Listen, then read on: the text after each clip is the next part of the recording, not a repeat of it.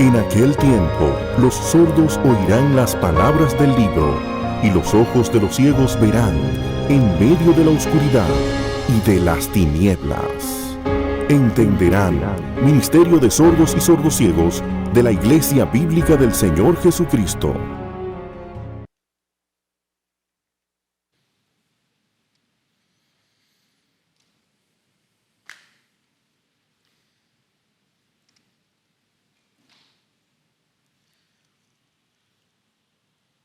Qué bueno es estar una vez más con el pueblo de Dios para adorar juntos y qué bueno que podemos ahora estudiar su palabra que nos guía. Vamos a orar a Él que nos bendiga y luego vamos a leer una porción de lo que vamos a estar estudiando en la mañana de hoy.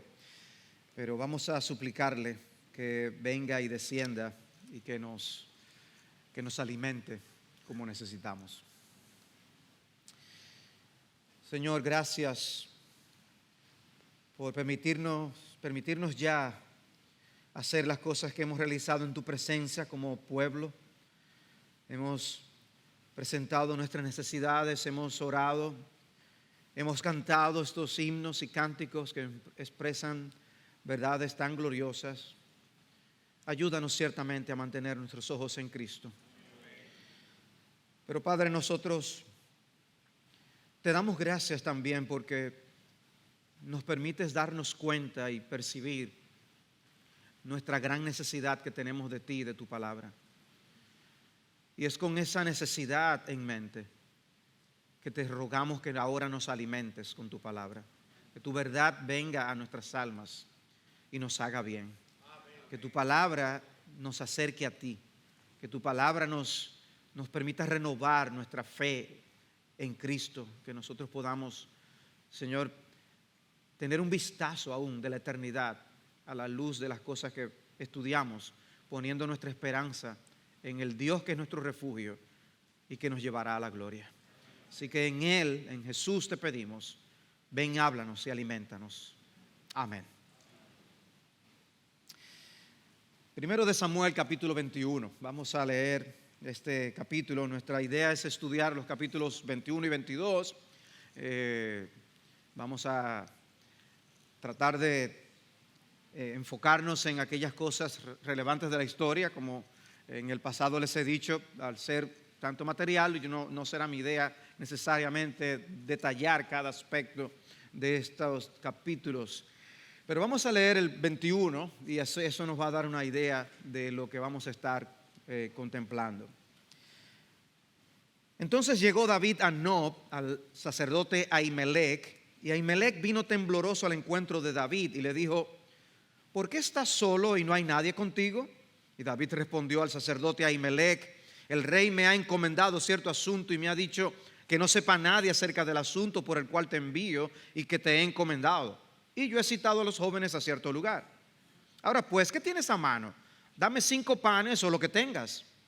Respondió el sacerdote a David y le dijo: no hay pan común a mano, pero hay pan consagrado, siempre que los jóvenes se hayan abstenido de mujer. Y David respondió al sacerdote y le dijo: ciertamente las mujeres nos han sido vedadas, como anteriormente, cuando he salido en campaña, los cuerpos de los jóvenes se han mantenido puros, aunque haya sido un viaje profano. ¿Cuántos más puros estarán sus cuerpos hoy? Entonces el sacerdote le dio pan consagrado, porque allí no había otro pan, sino el pan de la presencia que había sido quitado de delante del Señor para colocar pan caliente en su lugar al ser retirado. Y uno de los siervos de Saúl estaba allí aquel día, detenido delante del Señor. Se llamaba Doeg Edomita, jefe de los pastores de Saúl. Y David dijo a Ahimelech: ¿no tienes aquí a mano una lanza o una espada? Pues no traje ni espada ni armas conmigo, porque el asunto del rey era urgente. Entonces el sacerdote dijo: he aquí la espada de Goliat, el filisteo, a quien mataste en el valle de Ela. Está envuelta en un paño detrás del efod. Si quieres llevártela, tómala, porque aquí no hay otra sino esa. Y David dijo: como esa no hay otra, dámela. David se levantó y huyó aquel día de Saúl y fue a donde estaba Aquis, rey de Gat. Pero los siervos de Aquis le dijeron: ¿no es este David el rey de la tierra? ¿No cantaban de él en las danzas diciendo: Saúl mató a sus miles y David a sus 10,000. David tomó en serio estas palabras y temió grandemente a Aquis, rey de Gat. Y se fingió demente ante sus ojos y actuaba como loco en medio de ellos. Escribía garabatos en las puertas de la entrada y dejaba que su saliva le corriera por la barba. Entonces Aquis dijo a sus siervos: he aquí, veis al hombre portándose como un loco, ¿por qué me lo traéis? ¿Acaso me hacen falta locos que me habéis traído a este para que haga de loco en mi presencia? ¿Va a entrar este en mi casa? Interesante historia, ¿no? El título que hemos puesto a este mensaje es Refugios inciertos y peligrosos, porque una de las cosas que vamos a estar viendo es a David procurando encontrar refugio en medio del tiempo peligroso en el que él estaba viviendo. Ahora, ¿qué significa decir que Dios es nuestro refugio? Podemos cantar sobre el tema, podemos edificarnos sobre el tema, pero la pregunta es, ¿qué significa decir que Dios es mi refugio? Porque de alguna manera nos hemos hecho la idea de que tener a Dios como refugio y protección implica no ser tocados por los infortunios y las infelicidades. Hay quienes creen que tener una Biblia abierta en el Salmo 91 va a proteger sus casas de todo mal. Y otros que no lo hacen interpretan el Salmo como la ausencia de problemas y de males. Dice el Salmo 91, el que habita al abrigo del Altísimo morará a la sombra del Omnipotente. Diré yo al Señor, refugio mío y fortaleza mía, mi Dios en quien confío. Dios, nuestro refugio. Y quizás te imaginas la escena como unos polluelos durmiendo apaciblemente debajo de las alas de su madre. Quizás te imaginas un lugar excelente para meditar tranquilo en el refugio de Dios. Sin embargo, el Salmo habla de que afuera del refugio lo que hay es pestilencia mortal en el versículo 3, flechas volando, versículo 5, destrucción que hace estragos en el versículo 6, miles cayendo heridos y abatidos, versículo 7. Dios es nuestro refugio en medio de un escenario así. Los refugios son lugares de resguardo de los peligros. En países donde los terremotos son frecuentes, hay lugares asignados donde las personas saben que pueden ir para refugiarse en caso de un movimiento telúrico. El refugio existe porque va a haber terremotos y protege de la catástrofe que haya ocurrido afuera. Cuando este salmo y otros lugares de las Escrituras usan el lenguaje de que ningún mal nos alcanzará, no es en el sentido absoluto del término, no en el sentido de que no pasaremos a través de pruebas y tribulaciones. El Salmo 34, 19 dice, muchas son las aflicciones del justo, pero de todas ellas lo libra el Señor. Muchas aflicciones, pero las libra. ¿Ven? No es nos guarda para que nada nos toque, no, muchas aflicciones, pero Dios hace algo. Dios nos protege, Dios nos brinda un refugio, aún en esos momentos. Y la última parte del Salmo 91 presenta a Dios hablando. Y Dios dice, porque en mí ha puesto su amor, yo entonces lo libraré, lo exaltaré, porque ha conocido mi nombre. Me invocará y le responderé, yo estaré con él en la angustia. No es que no pasaremos por la angustia, es que Dios estará con nosotros. Y esa es una incomparable bendición. De manera que no es que Dios nos libra de situaciones tristes, pero siempre será un refugio al que podemos acudir. Pero no siempre lo vemos de esa forma. Tener a Dios como refugio es un ejercicio de fe. En el segundo libro de Samuel, en el capítulo 22, el segundo libro, no el primero, el segundo libro de Samuel, tenemos uno de los salmos de David. Y es uno en el que él habla de Dios como su gran refugio. Y él dice en 2 de Samuel 22:1, habló David las palabras de este cántico al Señor el día que el Señor lo libró de la mano de todos sus enemigos y de la mano de Saúl. Y dijo, el Señor es mi roca, mi baluarte y mi libertador, mi Dios, mi roca en quien me refugio, mi escudo y el cuerno de mi salvación, mi altura inexpugnable y mi refugio. Salvador mío, tú me salvas de la violencia. Qué visión. Qué visión de Dios que nosotros debemos anhelar también tener. Ahora, ¿cómo llegó David ahí? Bueno, cosas sucedieron en la vida de David que le llevaron a apreciar a Dios como él antes no podía. Experiencias nada agradables que le hicieron encontrar en Dios un verdadero refugio en medio de las tormentas de la vida.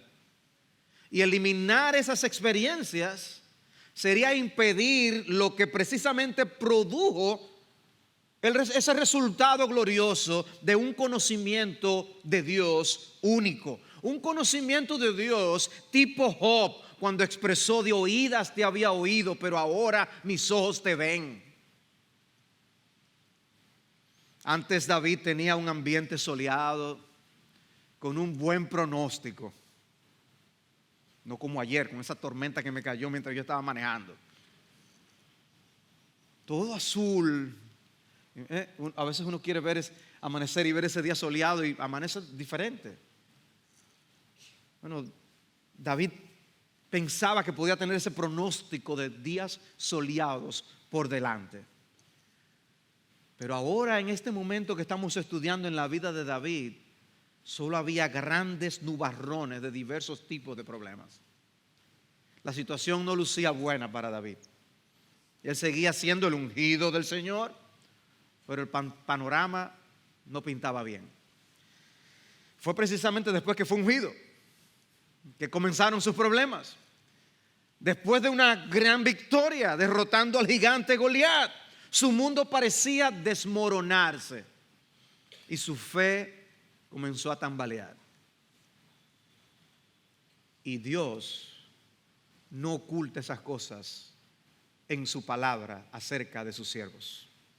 Nos permite tener un vistazo de este gran hombre para que también le veamos en los momentos de lucha, en los momentos de duda, en los momentos de temor. Quizás él se preguntaba, ¿y fue para esto que Dios me ungió? ¿Fue para esto que Él me llamó? Porque a veces la providencia de Dios va en dirección contraria a las promesas de Dios. Hemos oído lo que Dios nos ha prometido, pero lo que está pasando me dice otra cosa. Y es para probarnos, es para equiparnos precisamente para la misión que Dios tiene para con nosotros.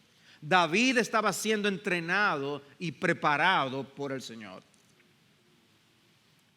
Así que ahora embarquémonos entonces en este viaje por estos dos capítulos. Y la primera sección lo que encontramos es David busca refugio con Ahimelech. David busca refugio con Ahimelech. Leímos allí cómo David fue a Nob, era el lugar donde estaba el sacerdote, donde estaban los sacerdotes. Era el lugar donde iban a buscar, aún a consultar la palabra de Dios. Y en esta historia, no solo vemos a David buscando un refugio en ese sacerdote, sino un refugio también en la mentira. David se refugió en la mentira. El rey me ha encomendado cierto asunto y me ha dicho, mira, que nadie se entere. Pareciera como si él se lo hubiera estado ensayando en el camino lo que iba a decir. Si me preguntan esto, voy a decir esto. Porque él solo, quizás rumores habían llegado de las situaciones. Y evidentemente hemos visto en otras partes cómo las personas le tenían miedo a Saúl. ¿tú vienes realmente en son de paz? ¿Aquí hay algún problema? Había algo raro en el ambiente que Ahimelech se lo estaba oliendo. O sea, algo no anda bien. ¿Por qué tú andas solo? Pero no leamos esta historia sin el trasfondo de la gran victoria que David tuvo con Goliat. El mismo que con arrojo luchó contra el gigante y dijo: Dios me va a dar la victoria. Ahora mete un cuento para salirse del problema. Es cierto que quizás David no podía confiar absolutamente en Ahimelech, no sabía si estaba a favor de Saúl o de qué, pero él no tenía otras opciones. El hecho es que David llega muerto de hambre y estaban esos panes de la proposición. Él pregunta: ¿tú no tienes nada por ahí para uno comer? Muerto de hambre, señores, piensen en eso. Y le dicen: solamente está el pan que está velado dar normalmente. Y había una gran necesidad. Ahora, Dios le iba a proveer de pan a su ungido. Al rey, Dios le iba a alimentar. Y se dicen que esos panes que habían ahí eran suficientemente grandes como para David llevarse un buen grupo de alimento, una buena cantidad de panes para alimentar a los que supuestamente también andaban con él.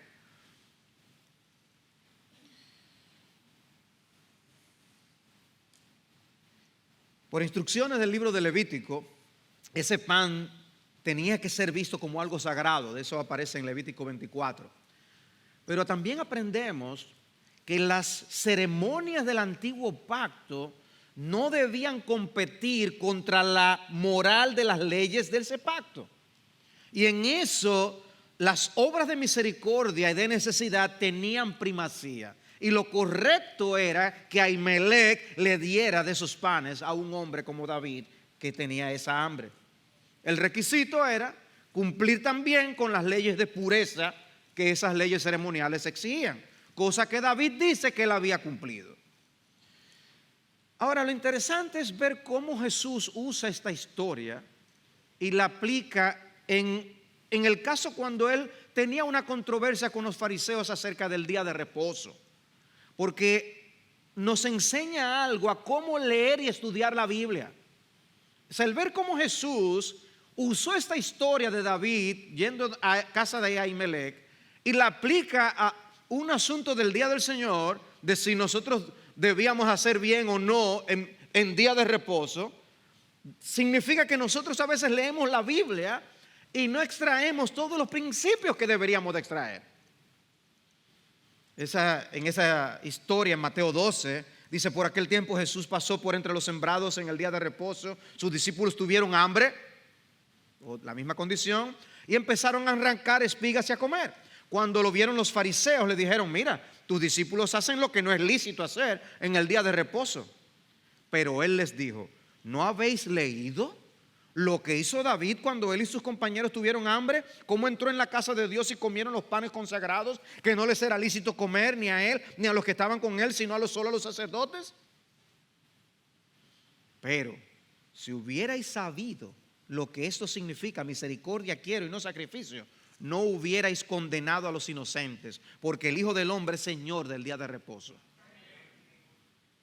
En otras palabras, nosotros podemos fácilmente condenar a alguien por algo que está haciendo que realmente no es condenable, simplemente por ignorar principios básicos de la palabra de Dios. Hermanos, esto es una exhortación a que leamos con más cuidado nuestras Biblias y a que procuremos aprender los principios de vida. Jesús pudo traer este principio y aplicarlo a esa situación en que se encontraba con los fariseos. Y uno dice: wow, quizás he leído tantas veces la Biblia y tantas historias y lo hago de una manera superficial y no extraemos los principios. Sirva eso de exhortación a que dediquemos más tiempo al estudio de la palabra de Dios, a leer con más cuidado para encontrar estas cosas como Cristo lo hizo. Después de de Pablo hacer referencia a los israelitas cuando el Señor los puso a vagar por el desierto, él hizo la declaración siguiente en 1 Corintios 10:11. Estas cosas le sucedieron como ejemplo y fueron escritas como enseñanzas para nosotros, para quienes ha llegado el fin de los siglos. Una vez más, dice, estas cosas se escribieron para nuestro beneficio. No es simplemente narrando algo que ocurrió que está desligado de nosotros. Son historias para nuestra instrucción. 1 Corintios 9:9.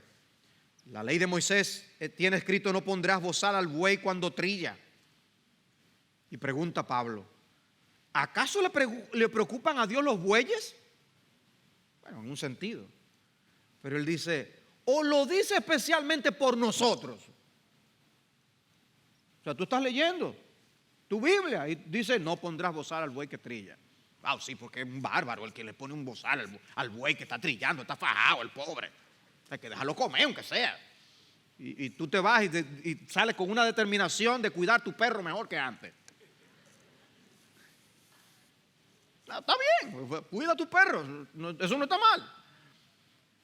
Pero dice Pablo, es para nosotros que eso se escribió por nosotros, porque el que ara debe arar con esperanza y el que trilla debe trillar con la esperanza de recibir la cosecha. Y lo aplica al ministerio pastoral, etcétera, etcétera. Pero ven ustedes, es que hay más en la Biblia de lo que nosotros a veces, a lo que nos limitamos cuando leemos. No te alejes tan rápidamente de las Escrituras cuando las lees. Medita, reflexiona. No importa que estemos distanciados por cientos o miles de años de la historia que estamos leyendo, hay algo allí para nosotros. El hecho es que Dios proveyó a David de una manera muy inusual a su ungido de alimento. Pero de repente la cámara se enfoca en un personaje que está presente en el lugar: Doeg el edomita.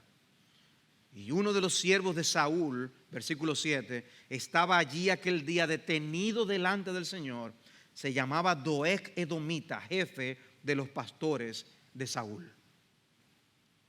Es alguien de quien se hablará más adelante, pero rápidamente la cámara vuelve a enfocarse en David y Ahimelech. Y David dijo a Ahimelech: ¿no tienes aquí una lanza, una espada? El tema de lo que leíamos con respecto a un arma que él quería. Dice: porque tuve que salir tan rápido que ni arma tomé. Si Ahimelech hubiera sido dominicano, se hubiera puesto chivo. Otra coincidencia, que tampoco salió con arma. El asunto es que está allí el arma de Goliat, precisamente. ¿Acaso sabía David que había sido guardada en ese lugar? No lo sabemos, es una posibilidad. Pero hay como una rapidez en David en tomar esa arma. Dámela, como esa no hay.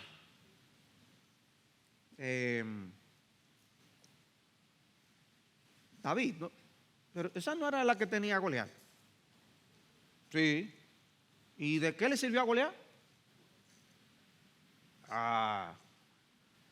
No había pensado en eso. ¡Wow! ¡Qué raro! ¡Qué rápido estaba confiando en otra cosa! ¡Qué rápido estaba refugiándose en otra cosa! Él mismo mató a Goliat con esa espada que tenía Goliat y con la que pensaba que iba a acabar con David. ¿Piensas que será un refugio para ti? Ahora, más que hacerle querer usar la espada de Goliat, la sola mención de ese nombre debió recordarle la obra tan portentosa que Dios había hecho aquel día que él derrotó al gigante. He aquí la espada de Goliat el filisteo, a quien mataste en el valle de Ela, le dice Ahimelech. Él estuvo muy consciente de dónde vino su ayuda en esa ocasión cuando estudiamos el capítulo 17. El Señor que me ha librado de las garras del león y de las garras del oso me librará de la mano de este filisteo.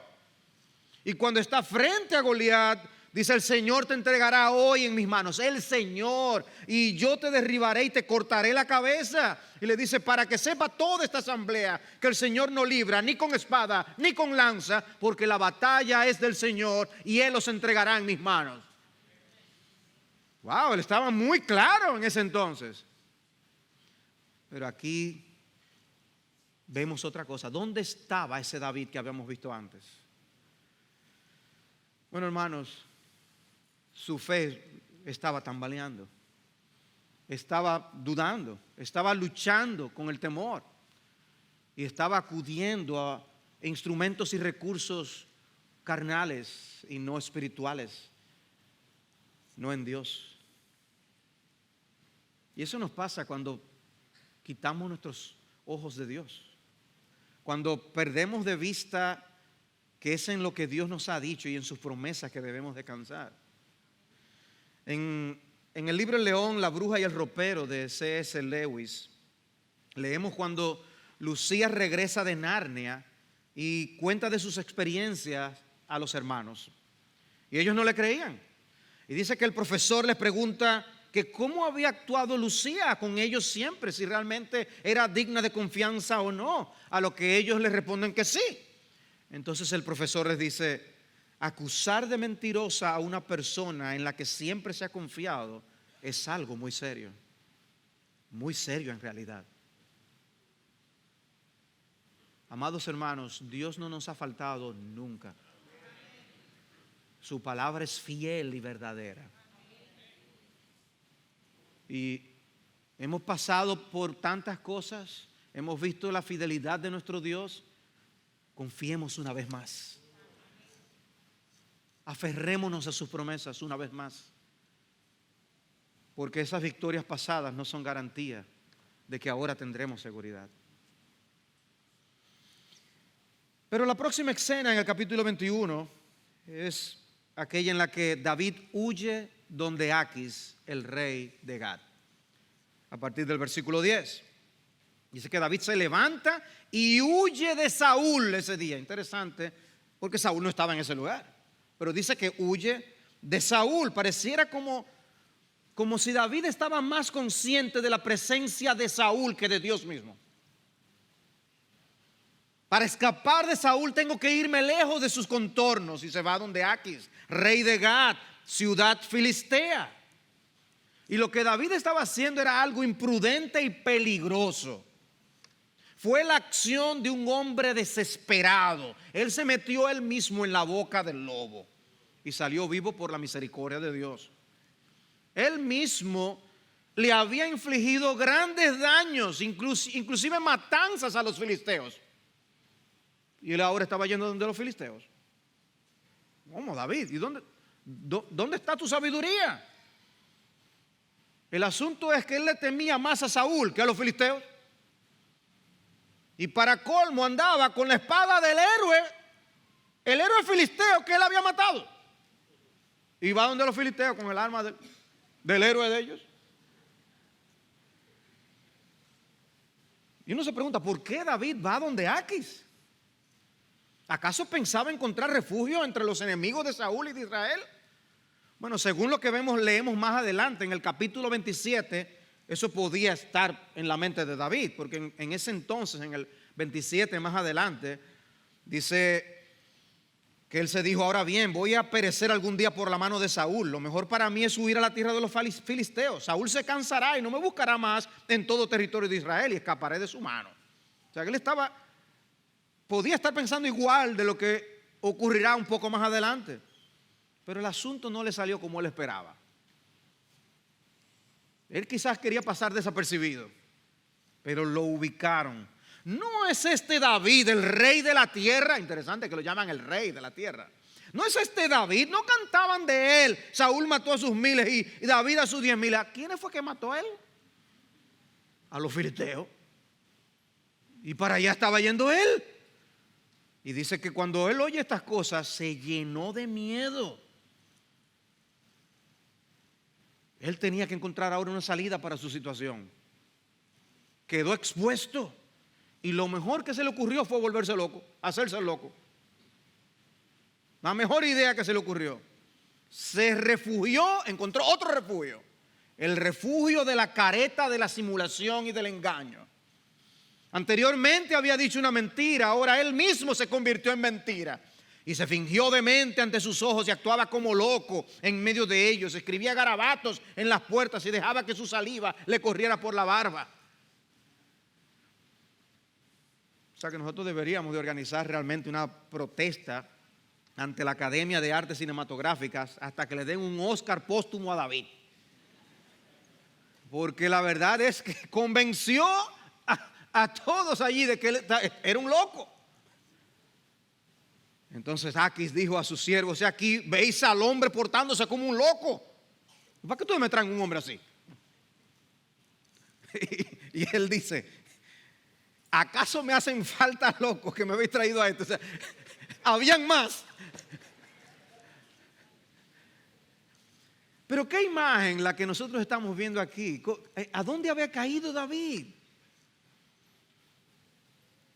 El hombre que había sido ungido con el Espíritu de Dios, cayendo tan bajo con su comportamiento. Pero como dice un autor, espera un minuto antes de condenar a David. Examina tu propio corazón. ¿Te has refugiado de los peligros que encontraste en el camino de la voluntad de Dios en compañía de sus enemigos? O sea, ¿te has refugiado tú en la amistad con los enemigos de Dios? Y sigue diciendo: ¿has fingido tú, como lo hizo David, tu comportamiento para escapar de las consecuencias de tus faltas en cuanto a tu caminar con Dios? Dice: si es así, entonces tú también te estás comportando como un loco. Ups. Nosotros también practicamos nuestra propia locura. Nosotros también buscamos a veces ese refugio de hacernos los locos. David estaba actuando como un loco realmente, no tanto por los garabatos y la saliva, sino porque estaba viviendo más por la vista que por la fe. Cuando eso pasa, actuamos más como locos. ¿Recuerdan ustedes de dónde era Goliat? Bueno, quizás uno nunca se recuerda cuando no se concentra tanto. Era de Gat. No solo era de los filisteos, era de ese mismo sitio. De verdad que el plan de David no lo entendemos. Él se armó con su espada y buscó refugio en su ciudad. Por eso alguien escribió que David se estaba convirtiendo en un Goliat. Estaba perdiendo su identidad. Pero el hecho fue que Dios lo salvó a pesar del método tan extraño que él estaba usando. Dios lo salvó. El Salmo 34 dice que en su título, que es un salmo de David, cuando se fingió loco delante de Ahimelech. Interesante, de Abimelech, porque no Ahimelech, Abimelech, porque a Aquis también le llamaban Abimelech. Dice en ese salmo, en el Salmo 34:4, busqué al Señor y Él me respondió y me libró de todos mis temores. O sea, le está reflexionando sobre lo que pasó después. Dice, es que fue una misericordia de Dios. Dice: claman los justos y el Señor los oye y los libra de todas sus angustias. Otro salmo es el Salmo 56. Dice: Mictam de David, cuando los filisteos lo prendieron en Gad. O sea, cuando David está reflexionando en cuando lo atrapan y él queda expuesto y se hace loco. Y dice ese salmo: el día en que temo, yo en ti confío. En Dios cuya palabra alabo, en Dios he confiado, no temeré. ¿Qué puede hacerme el hombre? Atacan, se esconden, espían mis pasos, como esperando para quitarme la vida. Y dice en el versículo 8: tú has tomado en cuenta mi vida errante. Pon mis lágrimas en tu redoma. ¿Acaso no están en tu libro? Entonces mis enemigos retrocederán el día en que yo te invoque. Esto sé, que Dios está a favor mío. En Dios cuya palabra alabo, en el Señor cuya palabra honro, en Dios que he confiado, no temeré. ¿Qué puede hacerme el hombre? Pregunta: esa palabra, ¿qué puede hacerme el hombre? ¿Te recuerda algún versículo en el Nuevo Testamento? Hebreos capítulo 13, versículo 5. Sea vuestro carácter sin avaricia, contentos con lo que tenéis, porque Él mismo ha dicho, nunca te dejaré ni te desampararé. De manera que decimos confiadamente, el Señor es mi ayuda, no temeré que podrá hacerme el hombre. O sea que aún en nuestro combate contra el descontento, por las cosas que vemos que nos faltan y que no tenemos, debemos confiar en Dios. No acusemos a David sin primero poner el dedo contra nosotros de cómo buscamos refugio muchas veces en las fuentes que nos sacian y no en nuestro Señor.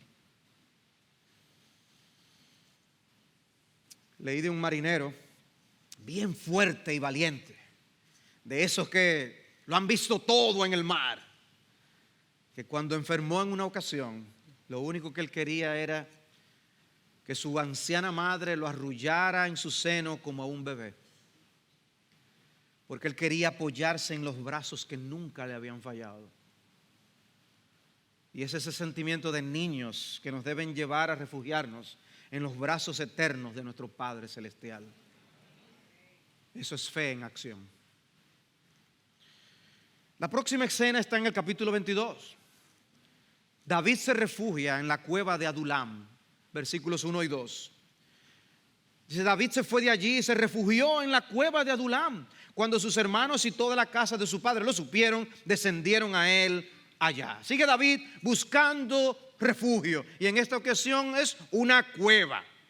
Él encuentra y dice, pero mira, se ve de lo más bien. En Airbnb lo encontré. Su familia se entera, como también de paso se podía enterar Saúl, y se unen a David. Y no es difícil imaginar el terror que debían sentir los familiares de David, porque si Saúl atentó contra su hijo Jonatán, ¿qué no le podrán hacer a mis familiares con el odio que me tiene? Y él entonces realmente trata de buscar una solución a este asunto, como veremos. Pero dice el Salmo 142 que David escribió mientras estaba en la cueva, en el versículo 4, no hay quien me tome en cuenta, no hay refugio para mí, no hay quien cuide de mi alma. Eso era lo que estaba experimentando David. David sentía una gran lucha en su interior. No hay refugio para mí. Pero en el siguiente versículo dice que Dios es su refugio. Vean la lucha.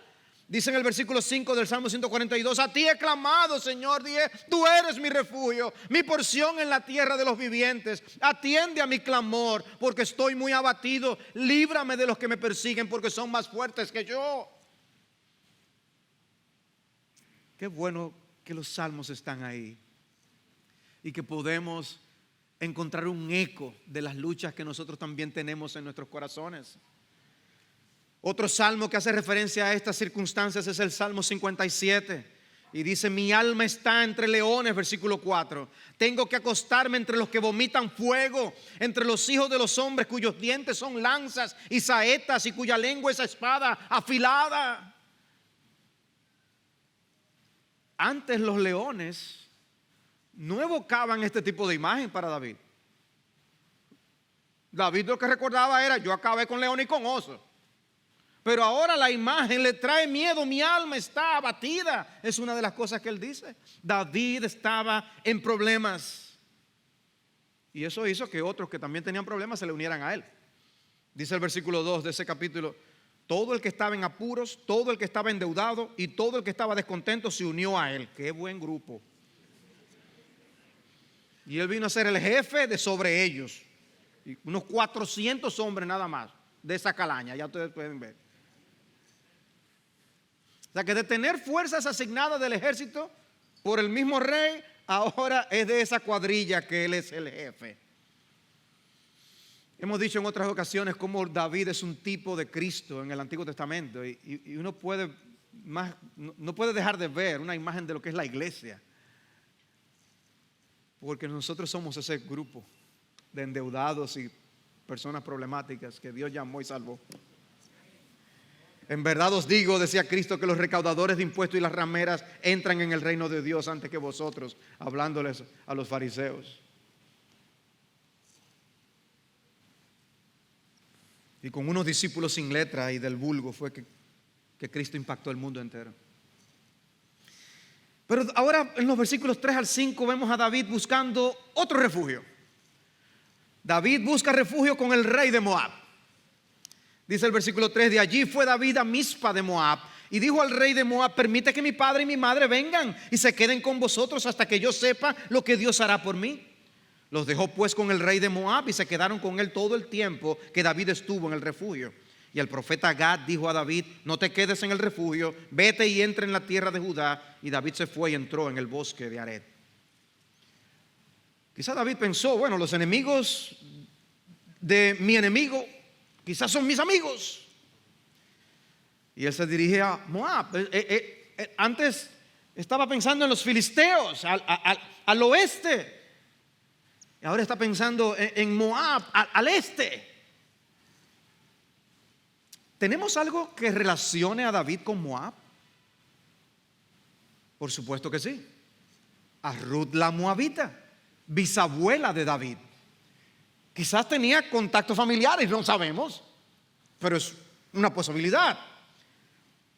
El asunto es que él quería estar allí hasta que yo sepa lo que Dios hará por mí. Dice: el deseo mío es saber qué es lo que Dios finalmente quiere conmigo. Dios está haciendo algo que yo no entiendo, es lo que él está pensando. Quiero saber. En el versículo 5 leemos que Dios le habla a David por el profeta Gad, y que luego en el capítulo 24 de segundo de Samuel es identificado como el vidente de David, a quien Dios usaba para darle mensajes a David. Y el mensaje era: no te quedes en el refugio. No te quedes en el refugio. ¿Cómo? Ahora que yo estoy tranquilo, en paz, que no me quede aquí. No, vete otra vez para la tierra de Saúl. Wow. ¿Qué hizo David? Obedeció. Obedientemente obedeció. Eso muestra cuántas veces, valga la redundancia, a veces pataleamos cuando conocemos cuál es la voluntad de Dios para nosotros y no queremos hacerla. Es que no puede ser que Dios me esté pidiendo eso.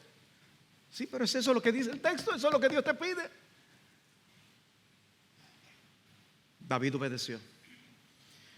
Ahora hay una última escena en este capítulo 22. Una matanza que pudo ser evitada. Los versículos 6 al 23. Una escena impactante. Saúl le dice a sus hombres algo equivalente: a mí nadie me quiere. Dice en el versículo 7: y Saúl dijo a sus siervos que estaban a su alrededor: oídme ahora, hijos de Benjamín, ¿os dará también el hijo de Isaí a todos vosotros campos y viñas? ¿Os hará a todos jefes de miles y jefes de cientos? Ustedes no van a David, no le va a dar a ustedes todas las cosas que yo le doy a ustedes. Y aquí está Saúl negociando con sus siervos, que fue una de las cosas que Samuel había advertido al pueblo que iba a suceder cuando ellos pedían el rey. En 1 de Samuel 8:14 dice: ese rey tomará lo mejor de vuestros campos, de vuestros viñedos y de vuestros olivares, y lo dará a sus siervos. De vuestro grano y de vuestras viñas tomará el diezmo para darlo a los oficiales y a sus siervos. Y Saúl les expresa lo desilusionado que él estaba con sus hombres, porque todos vosotros, versículo 8, habéis conspirado contra mí, y no hay quien me revele cuando mi hijo hace un pacto con el hijo de Isaí. Tampoco hay entre vosotros quien tenga piedad de mí, el pobre, ni que me revele que mi hijo le ha instigado a mi siervo contra mí para tenderme una emboscada, como sucede hoy. ¿Qué emboscada? Y en ese contexto, la cámara vuelve a enfocarse en el enigmático personaje Doeg el edomita, quien aprovecha el momento para ganarse unos puntos a su favor. Dice el versículo 9: entonces respondió Doeg edomita, que estaba junto a los siervos de Saúl, y dijo: yo vi al hijo de Isaí venir a Nob, a donde estaba Ahimelech, hijo de Ahitob, y consultó al Señor por él, le dio provisiones y le dio la espada de Goliat el filisteo. El individuo tomó nota de todo lo que él había visto. Ahora dice que Saúl mandó a llamar a Ahimelech y a todos los sacerdotes. ¿Por qué tú y el hijo de Isaí habéis conspirado contra mí dándole pan y una espada? Y has consultado a Dios por él para que se rebele contra mí, tendiéndome una emboscada como sucede hoy. Recuerden, hermanos, que Ahimelech no sabía nada. El problema era que ya él no podía hacer nada para revertir el daño con un Saúl tan enloquecido. Y le dijo a Ahimelech: ¿y quién entre todos tus siervos es tan fiel como David? Una manera del autor de Samuel de presentar la inocencia de David en cuanto a querer el mal de Saúl y de querer destronarlo. Yerno del rey, jefe de tu guardia, y que se le honre en tu casa. ¿Acaso comencé hoy a consultar a Dios por él?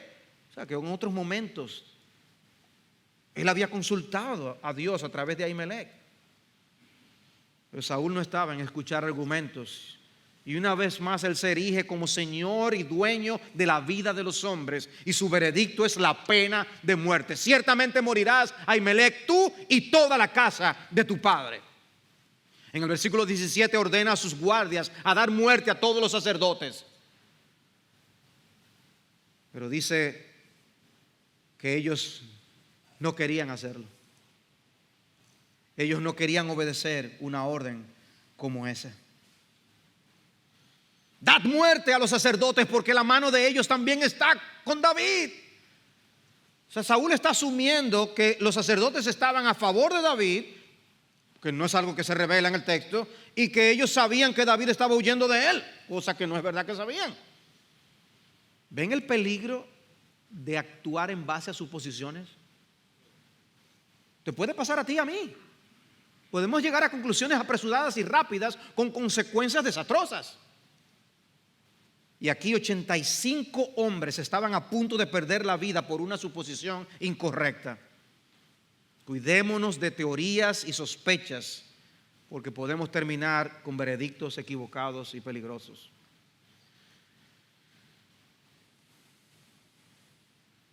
Este es el hombre a quien Dios le dijo que actuara con firmeza contra los amalecitas. ¿Recuerdan? En el capítulo 15. No obedeció a Dios y Dios lo desechó. Pero ahora él sí quiere que acaben con todo el mundo.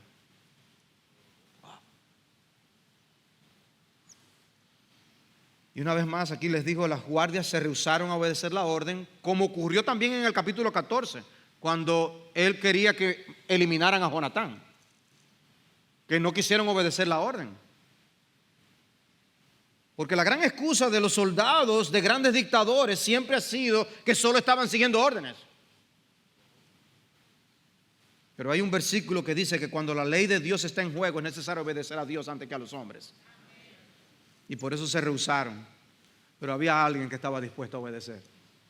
Nuestro personaje, Doeg, edomita. Y dice que él sí llevó a cabo una matanza irracional y sangrienta, y murieron todos los sacerdotes y sus familias, excepto uno. Dice el versículo 20: pero un hijo de Ahimelech, hijo de Ahitob, llamado Abiatar, escapó y huyó tras David.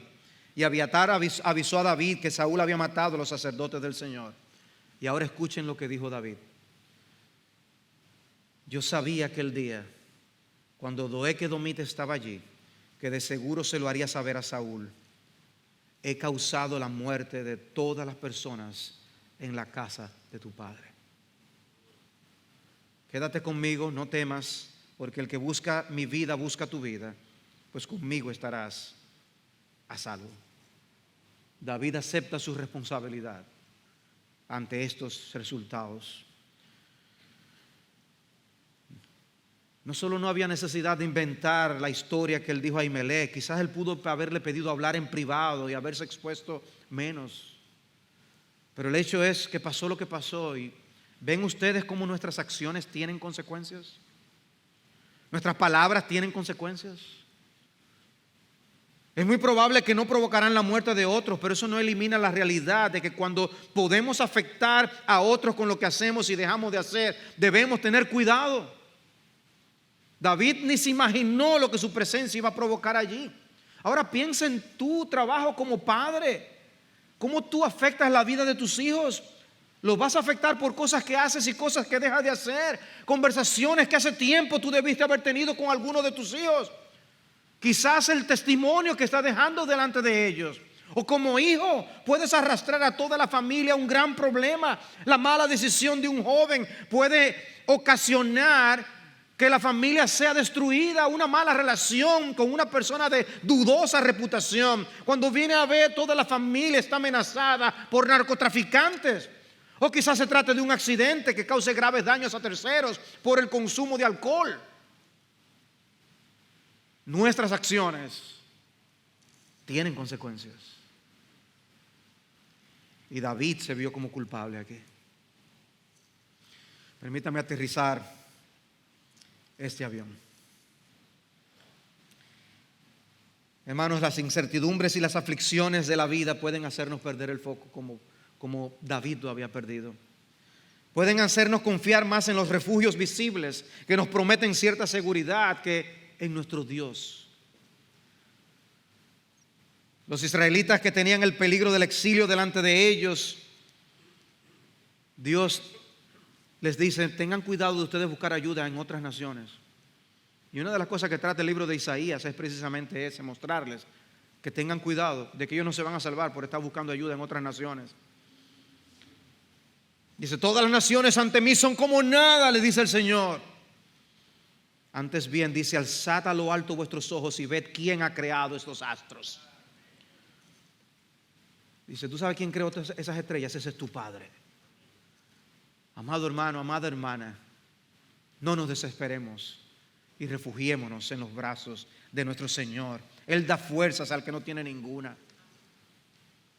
Los peligros de la vida pueden afectar nuestra fe y nuestra confianza, y Dios nos coloca en esas situaciones precisamente para hacernos bien a la postre, porque la santificación dura el resto de nuestra vida. Pero debemos ser aquellos que esperan en el Señor, porque de dónde más vendrá nuestro socorro. No va a ser en el dinero, ni en las ambiciones, ni en el alcohol, ni en las drogas, ni en el sexo, ni en otras personas. En nuestro Señor debemos refugiarnos. Me encantó esta frase de Spurgeon: he aprendido a besar las olas que me arrojan contra la roca de la eternidad. Sí, a veces lo que queremos es tirar la toalla y no aguantamos un día más. Pero mi hermano, si eso te hace ver más a Cristo y apreciar más a Cristo y estar más cerca de Cristo, besa esas aflicciones. Hay un libro escrito por un autor que se titula Dios siempre es mejor de lo que imaginamos. Y tiene una meditación que se llama Cuando el desastre es la bendición. Y en ella se referencia a los 3 amigos del profeta Daniel arrojados al horno de fuego. Enfrentaron la prueba con valentía, pero finalmente arrojados al horno y librados de una manera portentosa, como leemos en Daniel 3. Y el autor entonces hace una pregunta. Imagínate que tuviéramos la posibilidad de hablar con uno de esos amigos de Daniel al final de su vida, antes de partir a la gloria, y le preguntáramos: al tú reflexionar sobre tu vida y los tratos de Dios contigo, ¿qué evento es el que más sobresale en tu mente? Y el autor entonces dice: yo no creo que haría ninguna violencia a la Escritura si pusiéramos en sus labios el horno de fuego. ¿Y qué del horno de fuego es lo que es lo más memorable? Cuando uno semejante a un hijo de los dioses caminó con nosotros en medio del fuego. Entonces el autor se pregunta: ¿qué es mejor entonces? ¿No tener pruebas pero estar sin Cristo? ¿O pasar por el fuego de la prueba para tener a Cristo con nosotros? Algunas veces las pruebas son realmente la bendición. Wow. O no caigamos en la trampa de buscar refugio donde no debe ser, refugios inciertos y peligrosos, sino que podamos terminar en los brazos de Cristo. Y al pecador que está aquí sin Cristo, tu próximo lugar de residencia, si mueres sin Jesús, será el infierno eterno. Mi amigo, refúgiate en Jesucristo mientras hay tiempo y oportunidad. Abandona otros refugios que te hacen perder el tiempo y distraerte de tu verdadera necesidad. Ve a Cristo en arrepentimiento y fe y Él te dará perdón de todos tus pecados. Y tú tendrás lugar, porque hay lugar para los pecadores en ese refugio eterno.